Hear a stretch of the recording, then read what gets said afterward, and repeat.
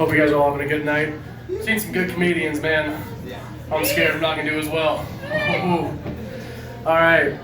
So, I mean, we live in a college town. I'm sure everybody here notices this. And a lot of college students, they like to go home for the weekends. And, I mean, for me, it's not really worth it.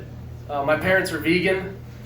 And I totally would go back to Portland, but the grass tastes the same here, so it's not really that worth it for me to eat it here.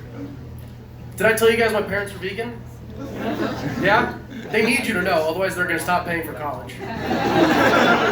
They need you to know. The funny thing is, I don't think my parents like being vegan. I think they miss, the little things about not being vegan, like being able to go to fast food restaurants. Like, I think they miss going to, like, Burger King and, like, McDonald's, but especially Carl's Jr. And the way I know this is because they named me Charles Jr. I think they were like, you know what? How can we remind ourselves of the good things without being too obvious about it, that we don't like being vegans? Carl's Jr.? No, it's too on the spot. Charles Jr. Speaking of dietary restrictions, I've had dietary restrictions pretty much my whole life. I was vegetarian until I was 12, and I remember so distinctly the first time I had meat. It was a sad day. Me and my parents were going to this taco truck down in Mexico, and the guy didn't speak very much English. And my parent, we were all vegetarian at the time, we were eating tacos, and he was like, "You want some papas tacos? Like, ¿quieres algo de papas tacos?" And my parents thought that meant potato, but what he actually said was okay, no, I kind of messed that up. He said pollos y papas tacos. That's what he said. And my parents, they're just like, "Oh, they're potato tacos," but I spoke a little bit of Spanish. I took a year in the 6th grade. And so I was like, "No, that means chicken and potatoes." And I'm like 3 bites into my taco when I figure this out. I'm just looking at it, just crying, just thinking of this poor little chicken that I just ate, just fucking went at it because I was so hungry. And I look across the street, and there's a chicken. And then the chicken crosses to the other side of the street. I finally figured out the joke. He crossed the street to get away from me. It was a goddamn monster.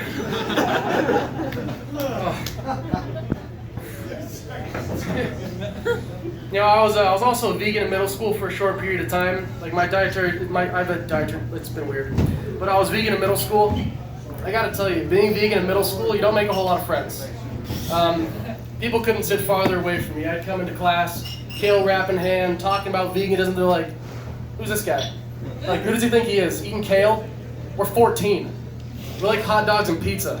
This guy being all healthy and stuff. And they had some names for me. They called me Kale Boy,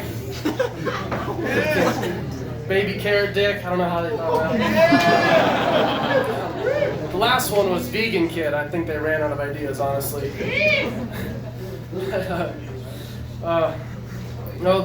There's a couple different types of vegans. There's people who are vegans for the health reasons. There's people who are vegans because it causes because of the cruelty to animals. That type of vegan I don't really get.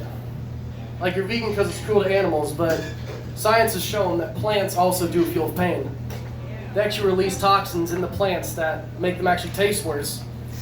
And every time I hear vegans talking about cruelty, I'm like, dude, that kale's alive, and it's seeing its pieces of kale in your teeth. You're just going at it eating the kale, and it's like, dude, why? Then you finish your kale wrap, put half of it in the fridge. It's still alive. It's still alive. It's just rotting away. And if you don't believe me about if plants feel pain or not, why do we cry when we cut onions? Deep down, you know it's true. You know it's true. All right, that's my time. Thank you guys.